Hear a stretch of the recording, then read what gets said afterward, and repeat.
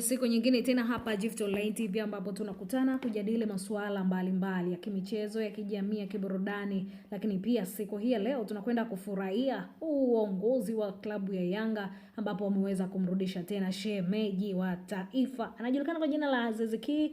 Klabu ya Yanga imetimiza ahadi yake ya kumrudisha mchezaji wake wa zamani na kipenzi cha mashabiki Stephane Aziz Ki baada ya kukamilisha mazungumzo marefu na ya kina yaliyowezesha na uwekezaji mkubwa kutoka kwa mfadhili mkuu wa klabu hiyo GSM. Kiungo huyo mshambuliaji mwenye sifa ya X Factor amerudi rasmi mitaa ya Jangwani kwa mkataba mpya wa tayari ametambulishwa, huku akiwa amevalia jezi ya Yanga ya mabingwa hao chini ya kauli mbiu inayosema trending ni mwananchi. Uongozi wa Yanga umebainisha kuwa mabilioni yaliyowekezwa kumrejesha Aziz Ki ni sehemu ya mkakati madhubuti wa kuimarisha kikosi hicho kuelekea msimu mpya wa ligi kuu ya NBC pamoja na michuano ya kimataifa ya CAF.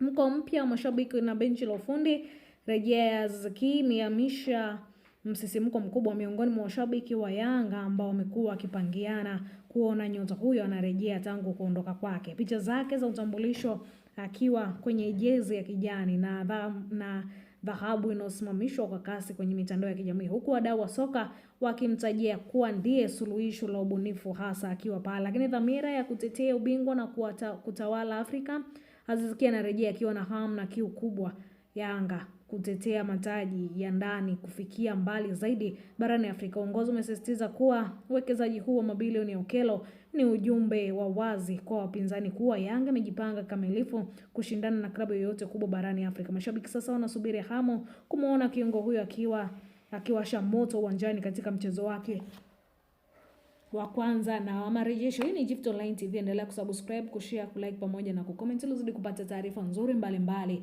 kutoka hapa kwetu Gift Online TV. Nikutakie wakati mwema.